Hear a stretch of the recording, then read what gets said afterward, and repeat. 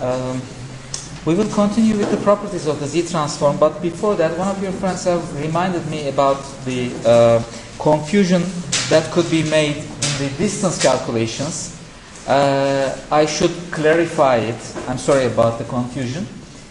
The colors from the poles are blue, and I write N1, N2, N3 as blue here.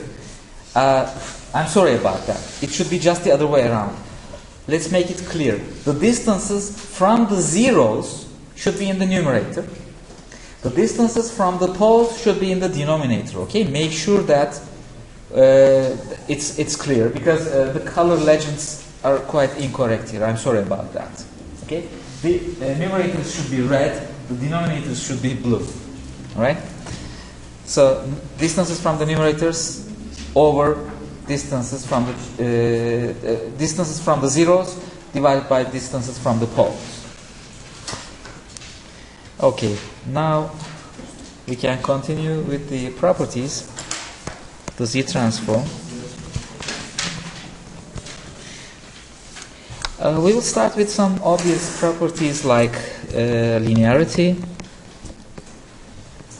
That's something that we were intrinsically using all the time without even mentioning about the property. A times x1 of n plus b times x2 of n will have a Z transform a times x1 of z plus b times x2 of z. And the region of convergence again includes R1 intersection R2, I have to say, just like what we did in the Laplace domain. You have to intersect the region of convergences of the two terms coming from x1 and coming from x2, but in that summation, scaled summation, some pole zero cancellations may occur, and because of that it may be greater than their intersection. So it includes the intersection, I have to say. And under normal circumstances, it's just the intersection, we have to say. So the first property is linearity. The other one is again something that we know from Fourier, that is time shift. If x of n is time shifted by an amount of n0, and we obtain x of n minus n0, then the Z transform corresponding to that. Now, let's assume a polynomial, a finite polynomial. When we shift everything, what happens to the polynomial? The polynomial's powers are shifted only. For example, in the original case, it was, let's say, a z to the minus 1 plus b z to the minus 2 plus z to the minus 3. Okay, it was like this. And now we shift it to the right by an amount of 2. Shift by 2. Then what will it be? This is at z is equal to 1. This is at 2. This is at 3. When we shift to the right, this one will be at 3 now. Shift by 2, we say. So it was at 1, and now it is at 3. So the new expression will be a z to the minus 3 plus b z to the minus 4 plus c z to the minus 5. It will be like this, which is in fact equal to z to the minus 2 times the previous x of z. That's what our formula, timeshift formula says. The whole expression is z to the minus n0 x of z. We just multiply it by z to the minus n0. And at z is equal to e to the j omega, which corresponds to the Fourier transform. We know that x of n minus n0 has a Fourier transform of e to the j times minus n0 times omega 0 minus nj omega 0, in other words, times x of e to the j omega 0.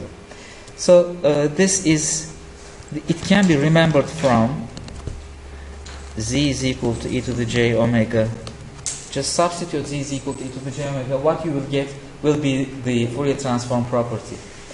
These properties will be available in the tables anyway, but of course every time if you try to look at the tables to make sure what the formula was, then it will cost you a lot of time. You will have to spend a lot of time. So try to learn and understand the basics already. And how about the region of convergence? The region of convergence is the same. It doesn't change. Plus some poles at z is equal to 0 or zeros at z is equal to 0, depending on the value of n0. If it is positive, if n0 is positive, z to the minus n will be like 1 over 0 or something like that, which means you're incorporating some poles at z is equal to 0. If n is negative, then z to the minus n will be z to the something positive, and that will put zeros at z is equal to 0. So some poles and zeros will be added or cancelled at 0, which means nothing because it doesn't change the region of convergence. The poles and zeros at z is equal to 0 is a singularity point, and that point doesn't affect the region. So time shift doesn't change in general the region of convergence, we have to say. The third, scaling in z domain. Now this is something different. I'm writing the right hand side of the formula, that is something like this, x of z over z0. And what is the time domain signal corresponding to that, or the inverse z transform? That means z to the z0 to the power n, x of n. You can understand why this is the case by seeing that you are incorporating an exponential. You are multiplying with an exponential, and that exponential multiplication causes x of z over z0. Now, let's think of some examples. z0 is equal to minus 1. Then, what is the time signal? It is minus 1 to the power n, x of n. And the formula tells us that it is equal to x of z over minus 1, which is minus z. Now, what kind of a thing does it mean? What do we see here? X of z is not as easy to grasp as an information as x of omega, for example. The z transform is an interesting topic. And the frequency counterpart, in terms of the frequency content, what changes here? What is x of minus z, first of all? Z is equal to e to the j omega. Think of it like this. How do you make x of minus z? How much would you change omega? Okay. So z is equal to e to the j omega. So minus z is equal to e to the j omega plus theta, I mean. What is theta? Pi, exactly. So it means shifting the frequency by pi. And what happens if you shift the frequency by pi in discrete time frequency? You make low pass content a high pass. 0 or 2 pi will now become pi. Or pi will become 0. So everything is shifted by an amount of pi, means you are altering the frequency content completely. Suppose that x of z is a low pass signal like this. So this is pi minus pi, this is pi,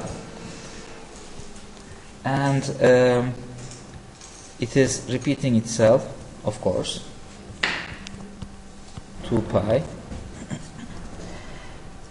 If you shift this low pass signal, so x of z is here, it is low pass, and when you make it pi shifted, it will be like this.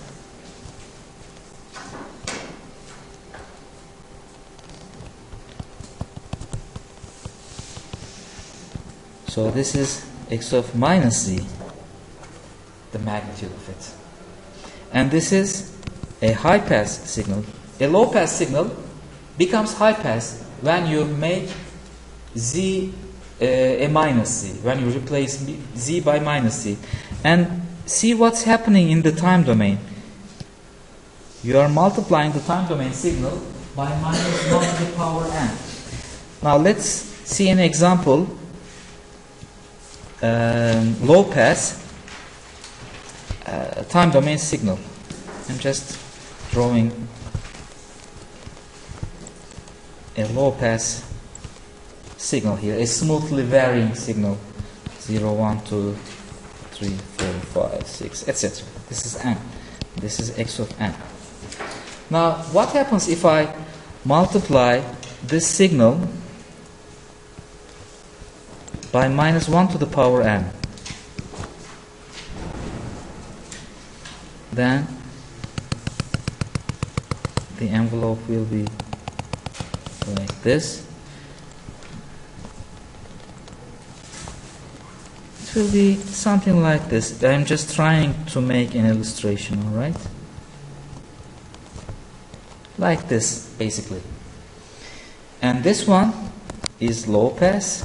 This one is quite high pass. It's making a lot of oscillations. It's making the maximum amount of oscillations. One positive, one negative. One positive, one negative. So this is quite high pass.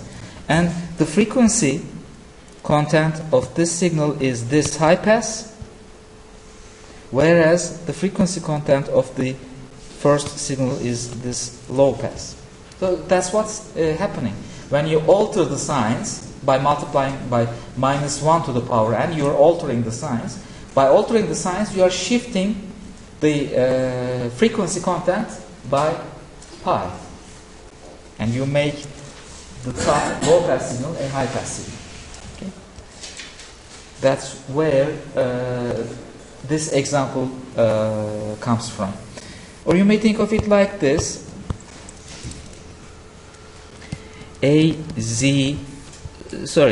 Let's write it like this. A0 plus A1z plus A2z square plus A3z cube plus A4z to the 4. Alright, let's assume that it's extending towards left. Or if you prefer, let's extend it to the right. So let's make the powers negative. When you make this substitution, z is equal to minus z, because x of z became x of minus z. So let's change z by minus z. What will it make? It will make a0, its value will not change, plus z is now minus z. So what is z inverse? It will become minus z inverse. So minus a1 z inverse. 1 over z square, if z is negated, z square will not change. Plus a2 z to the minus 2. But z cube will change the sign. Minus a3 z to the minus 3. Z to the minus 4 will not change sign. Plus a4 z to the minus 4. So as you see, a remains. a1 is now minus a1. A2 remains. A3 is now minus A3. A4 remains. That's why the signs are alternating in time as well. You can think of it like this. But of course, this property is much wider than that. It's not only for z0 is equal to minus 1, but perhaps the most critical point of applying this property is by means of z is equal to minus 1. That's quite critical. The other z0 values here, for example, minus 2, 2, 3, etc., they're just multiplying everything with an exponential. And by growing those exponential or decaying those exponentials, suppressing them, we are just changing the positions of the poles, and therefore the regions of convergence is also changed. For example, what can we say about the region of convergence here?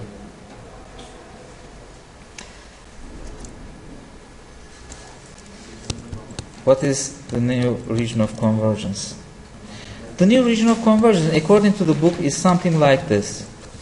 Z0's magnitude times the old region of convergence.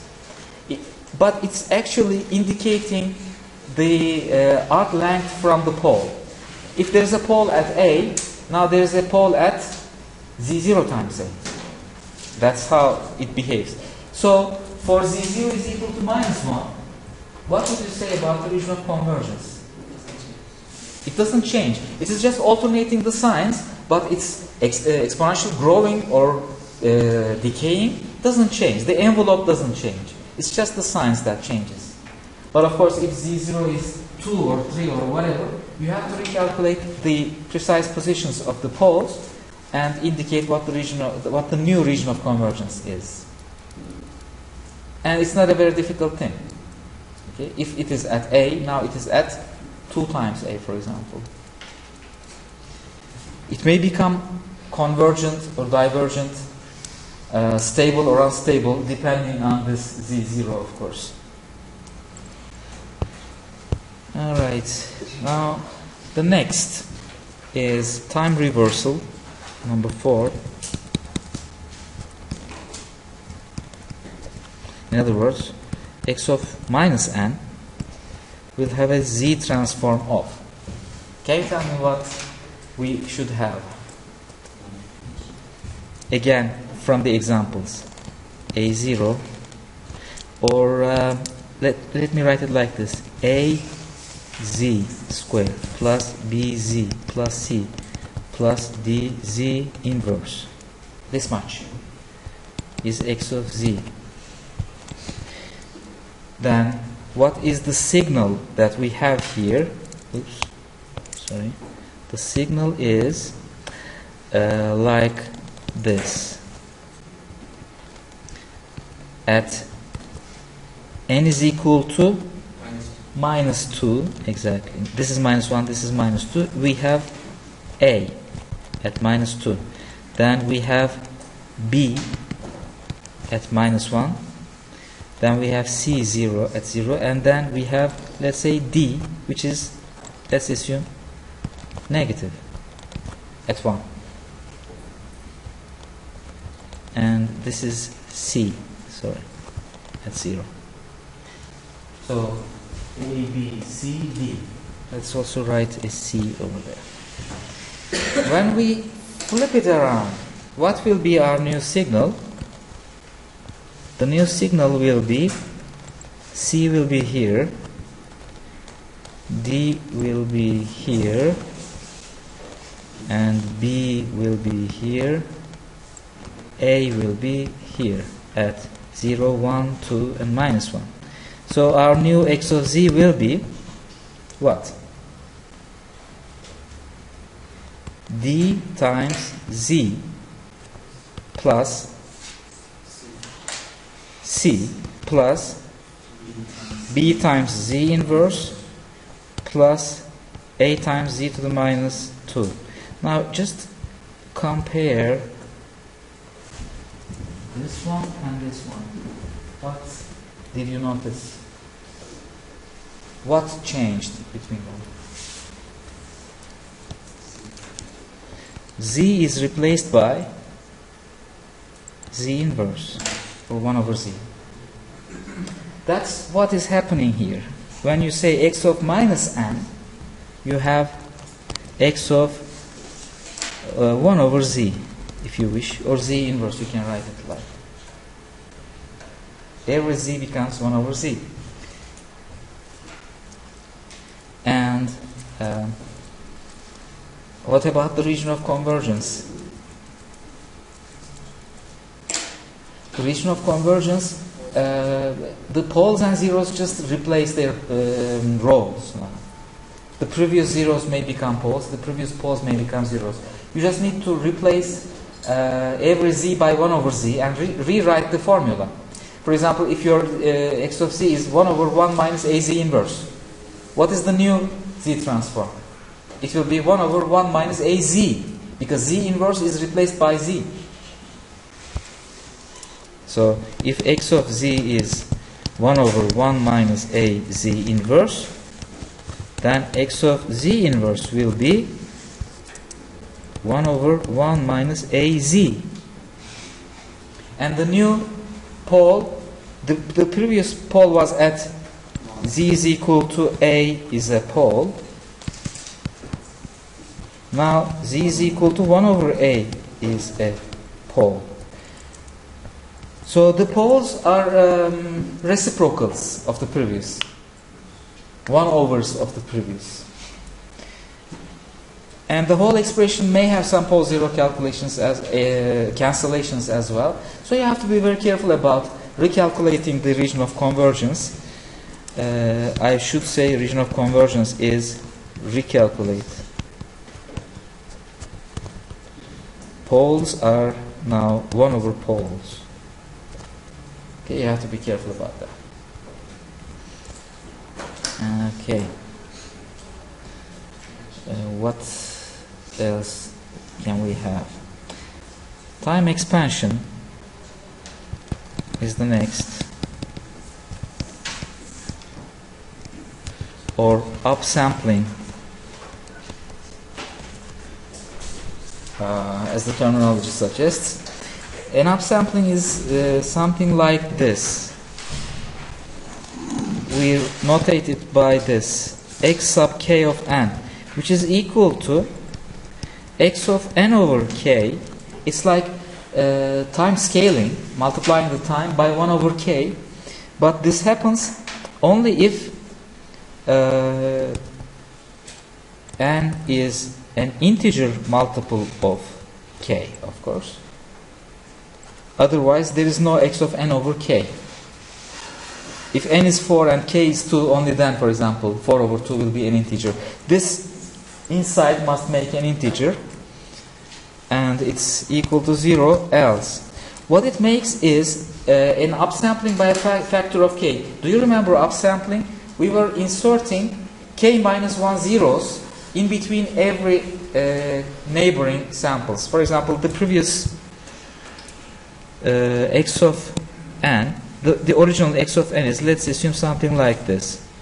At 0 it is 1, and then 2 at 1, and then 3 at 2. We can draw x sub 3 of n, that is upsampled by a factor of 3, like this. The original one is at 0, it doesn't change. Then we insert how many zeros? K minus 1 zeros, which is 3 minus 1, that is 2 zeros. And then I put the next sample, which is 2. The previous one was 1, and then becomes 2. And then 2 more zeros, and then 3. And then 2 more zeros, etc. So it's like I'm stretching the signal, making a wider signal. All right, that is upsampling, like this. Previously it was shorter, now it is wider, and by only inserting zeros, I can make it wider. So the wideness coefficient can be only integers. It may be twice wider, or 3 times wider, or 4 times, or 5 times, integer times, in other words. I cannot arbitrarily make it longer, because I have to insert zeros. Now let me ask you a practical question, which is a very difficult thing to do, but you are very intuitively doing it and using it in your, let's say, mobile phones. If you're using an Android or an iPhone, if you have an image, which is a 2-dimensional signal, discrete time signal, isn't it? It's a digital 2-dimensional signal. You're just making a pinch out to zoom, don't you, into images. Suppose the original image was 100 by 100, and now you pinch it out a little bit and it becomes 112 by 112. You extend that much. How do you do that? How many zeros do you put in between? That is a difficult computational thing, and the computer inside your phone is doing a lot of computations to enlarge your image, and it is doing it in real time, so that while being zoomed, you're just seeing everything in between. That's a lot of calculations. In the previous days, the zooms were only in the multiples of integers. So if you have a 100 by 100 image, the only way to zoom it would be a 200 by 200 image, or a 300 by 300. Integer multiples of the width and the height were only available, and the way to do it is something like this. The others are very difficult. Just think about it. Think about how difficult it may be, all right, in image processing. Nevertheless, this is upsampling, and we are now interested in the Z transform of this thing. What happens in the Z transform for the upsampled signal? And that's not a very complicated thing, fortunately. The Z transform of this x sub k of n signal would be x of z to the power k. Nice, isn't it? So you have to just replace every z by z to the k. By the way, as you see, it's even valid for k is equal to -1. Interesting. And that would be property number 4. When k is equal to -1, that would correspond to the time reversal. But this is a more general formula. And the region of convergence must be recalculated by replacing z with z to the k. So z is equal to a was a pole, will be transformed into z to the k is equal to a, will be your new pole. So what is your new pole then in terms of z? It would be the kth root of a. All right? For example, z squared is equal to a means z is equal to square root of a.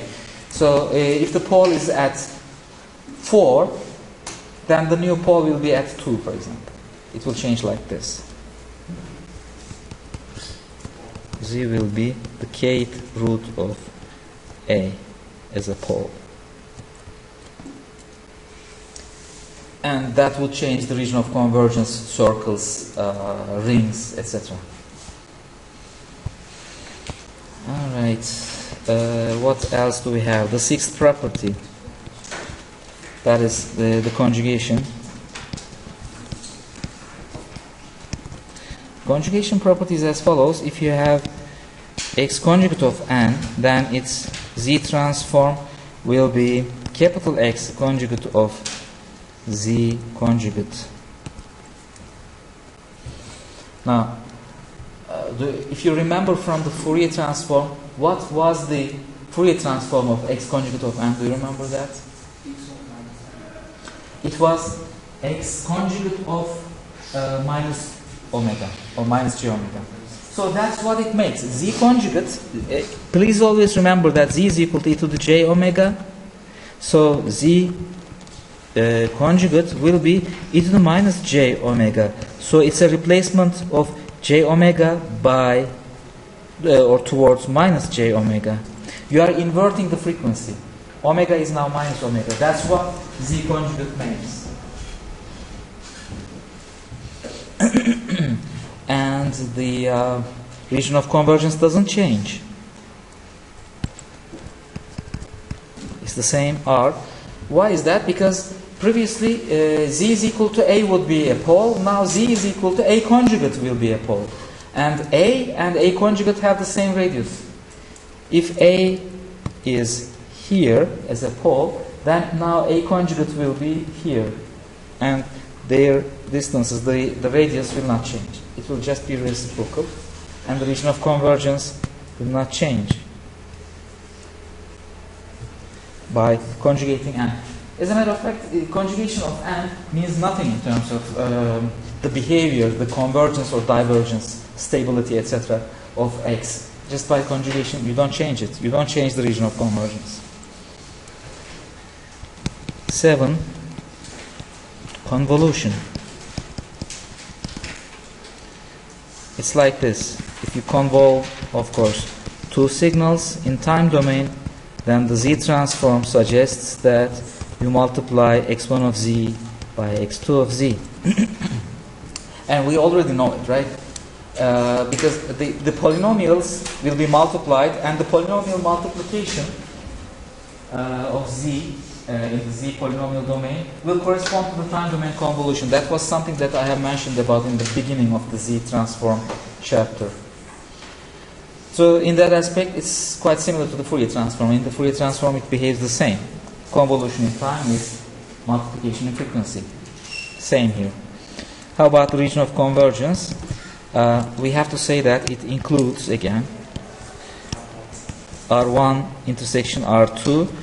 Normally it should be R1 intersection R2, but there may be pole zero cancellations after the multiplication of the two x1z, x2z terms. Because of that, the region of convergence may be larger. There may be a pole cancellation. You have to be careful about that.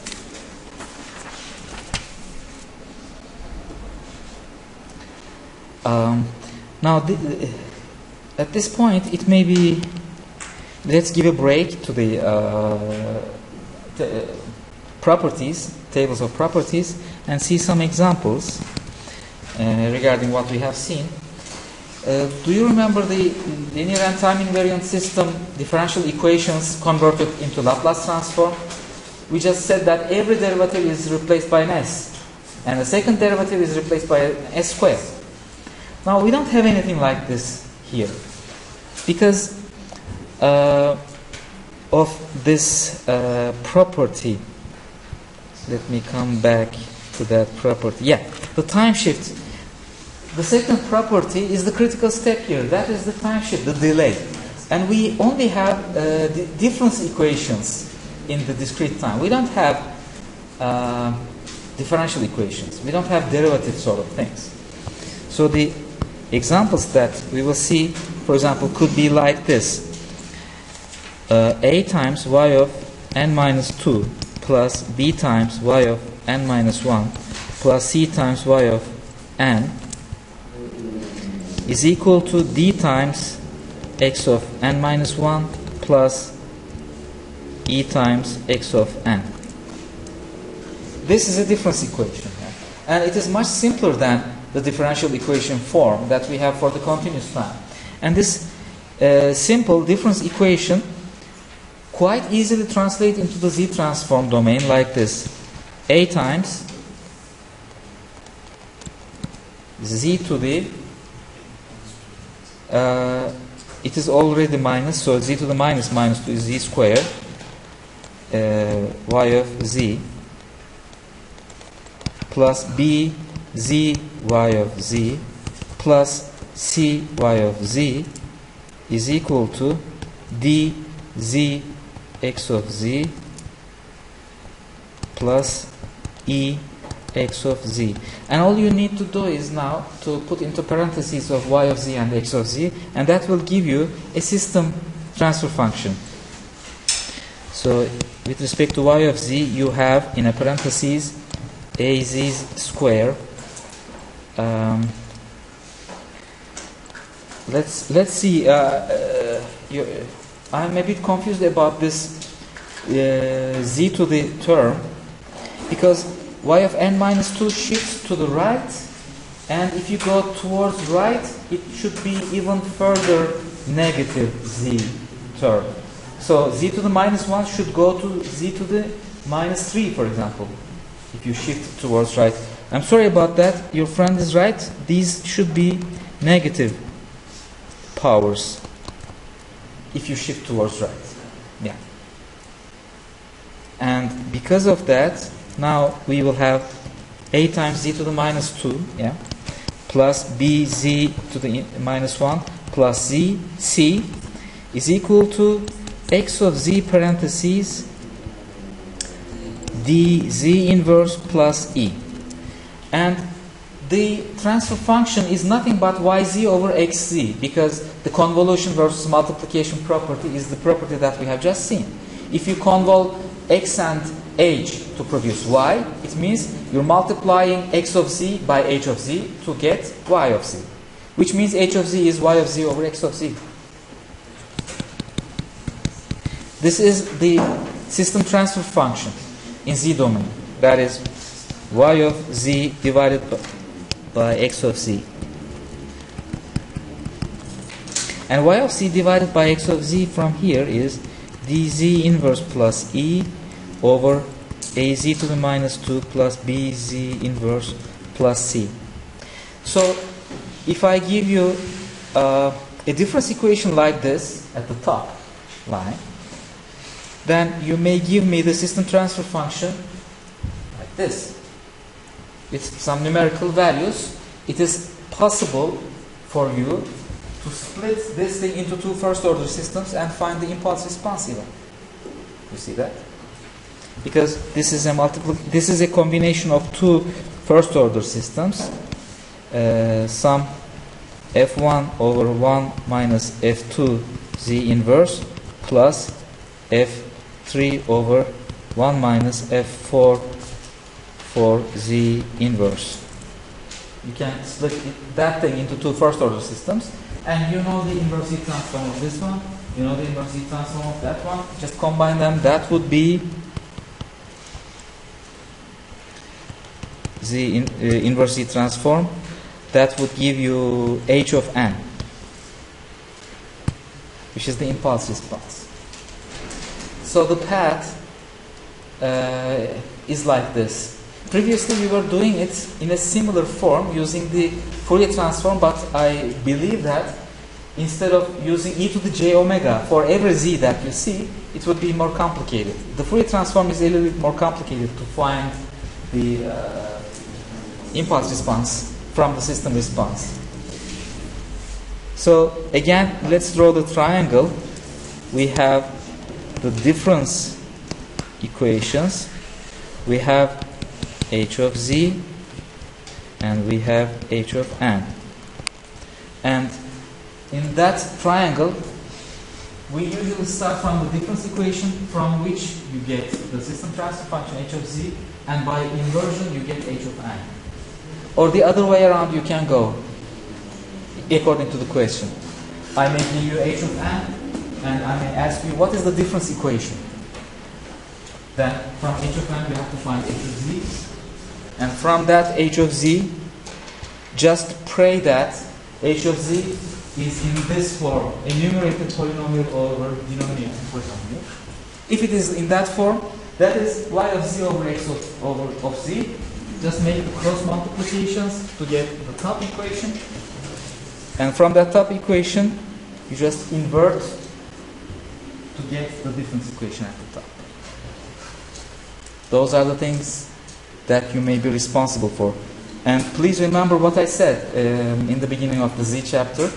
It's a cheap bet just to learn the Z transform and some more Laplace transform, and you will be safe in the final, because the final will be vastly dominated by Laplace and Z transforms.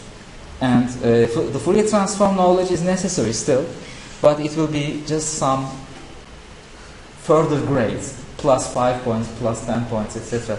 But the majority of the points could be gathered from the Z transform and the Laplace transform. Okay? So be careful about that.